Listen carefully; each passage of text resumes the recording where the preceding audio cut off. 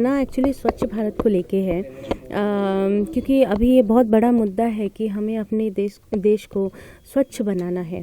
तो ये गाना मतलब एक स्वच्छता अभियान की ओर एक कदम बढ़ाना है हमारे लिए। मुझे बहुत खुशी है कि मैं इतने बड़े एक मिशन के साथ जुड़ी हूँ, क्योंकि ये जो है हमारे पीएम श्री नरेंद्र मोदी जी ने शुरू किया है। और मतलब मैंने ऐसा सोचा नहीं था कि मुझे जुड़ने का मौका मिलेगा कभी।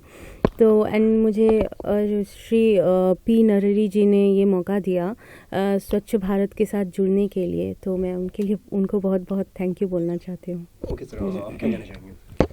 स्वच्छ भारत अभियान एक मुद्दे की तरह है। आपने देखा होगा कि अभी नोट में भी स्वच्छ भारत का लोगो आ चुका है, क्योंकि हम जो अपना चेहरा बनाते हैं वही दर्शक देखता है।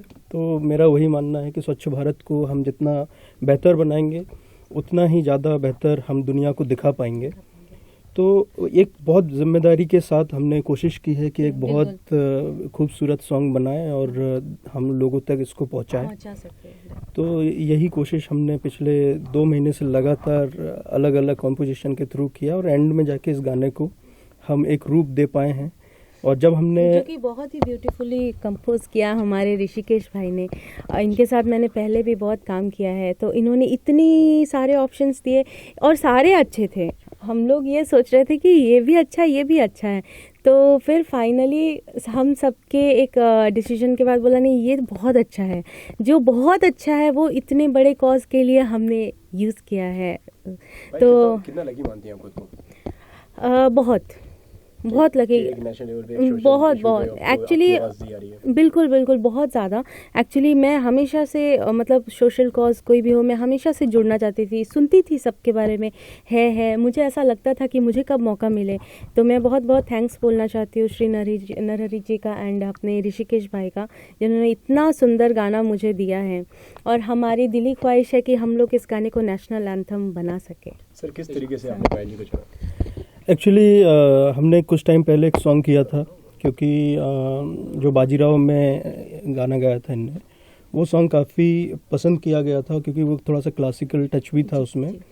तो जब इस सॉन्ग को हमने बनाया, सॉन्ग को कंपोज करते ही जब मैंने कुछ अधिकारियों को इस गाने के बारे में जानकारी दी, और मैंने जानकारी देते ही जो नरहरि जी हैं, IAS ऑफिसर हैं, उनके दिमाग में पहला जो नाम आया वो इनका नाम आया, और उन्होंने कहा कि आप इनसे एक बार ट्राई करके देखें। फिर हमने इस पे वर्क करना शुरू किया, इनके वॉइस के हिसाब से हमने वर्क किया, और हमको इसको एक सैंपल के तौर पे बनाने की आवश्यकता नहीं पड़ी बिल्कुल भी।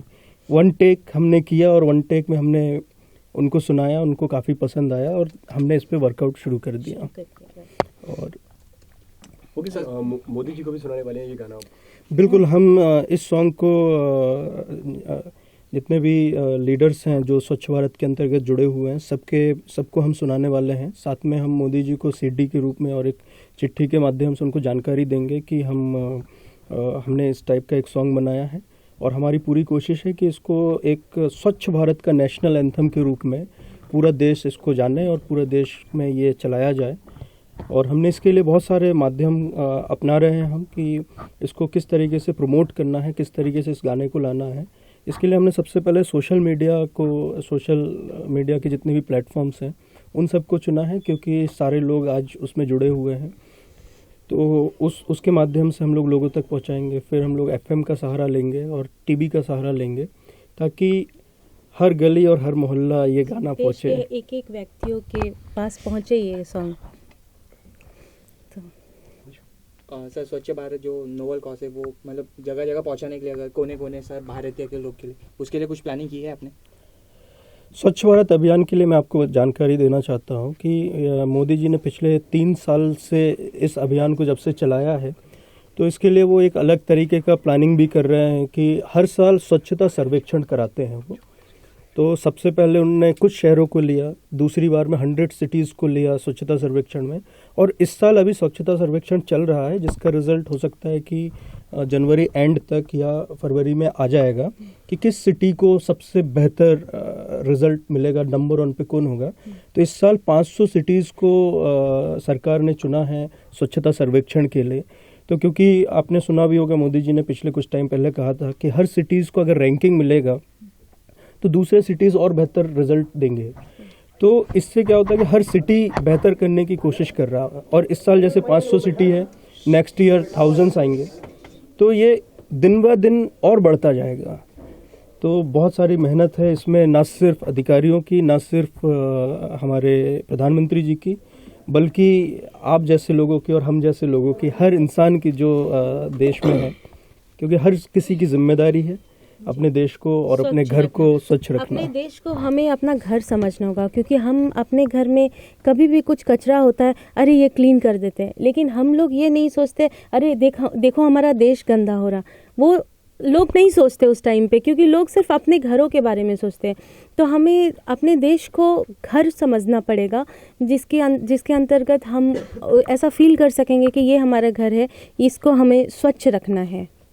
ओके भाई, अगर काबिल की अगर बात करिए तो क्या रिस्पांस आ रहा है, क्या ऑडियंस से और सबसे, उसके बारे में थोड़ा बताइए। काबिल का सॉन्ग बहुत अच्छा रिस्पांस है एक्चुअली, बहुत जैसे कि अभी already it crossed 42 million, so it's a huge hit actually. और एक्सपेक्ट नहीं किया था कि एक इतना अच्छा गाना इतनी जल्दी और मिलेगा।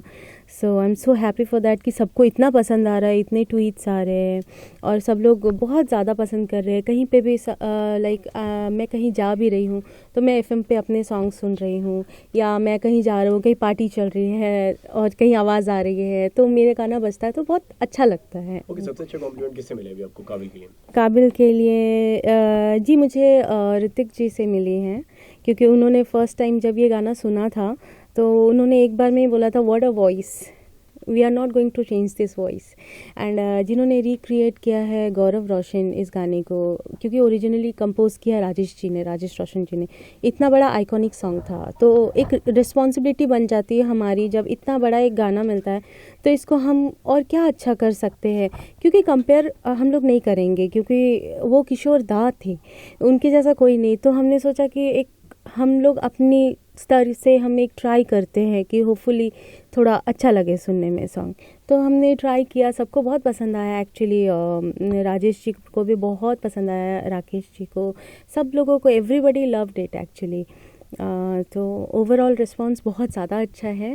तो एक्सपेक्ट नहीं किया था एक्चुअली। समटाइम्स कभी कभार हमें अपने काम का हमें खुद जजमेंट नहीं मिलता है गा के, फिर जब भी रिस्पांस आना शुरू होता है तब समझ में आता अच्छा चलो थैंक गॉड सबको पसंद आ रही है वॉइस। तो भाई क्या मैसेज देना चाहेंगे स्वच्छ भारत, जिस तरीके आपने सॉन्ग गाया है, जी क्या कहना चाहेंगे? मैं ये कहना चाहूँगी सिर्फ इसको एक गाने की तरह ना सुने, इसमें जो हमने शब्द बोलने की कोशिश की है उस शब्द को अपने जहन में रखिए और प्लीज़ अपने देश को भी अपना घर समझिए, ताकि आपको साफ़ सफाई रखने में आपको तकलीफ़ ना हो। बिकॉज़ हम लोग अपने घर के लिए जो काम करते हैं वो हमें बिल्कुल नहीं लगता, और अगर हमें बाहर से कुछ उठाना रहे तो हम लोग सोचते हैं यार बाहर क्या उठाऊं।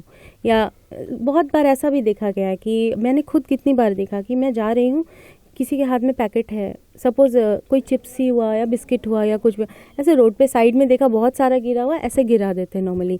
तो वो नहीं गिराना चाहिए आपको, या तो प्रॉपर आप उसको हाथ में रखो, कोई डस्टबिन मिले तो डस्टबिन में डालो, ये बोलना चाहूँगी। ओके सर, आपका क्या मैसेज है, आप क्या कहना चाहेंगे? मैं एक ही बात कहना चाहता हूँ स्वच्छ भारत के लिए कि एक लाइन में बोलना चाहूँगा, हर गली मोहल्ला यहाँ मेरे लिए घर की तरह।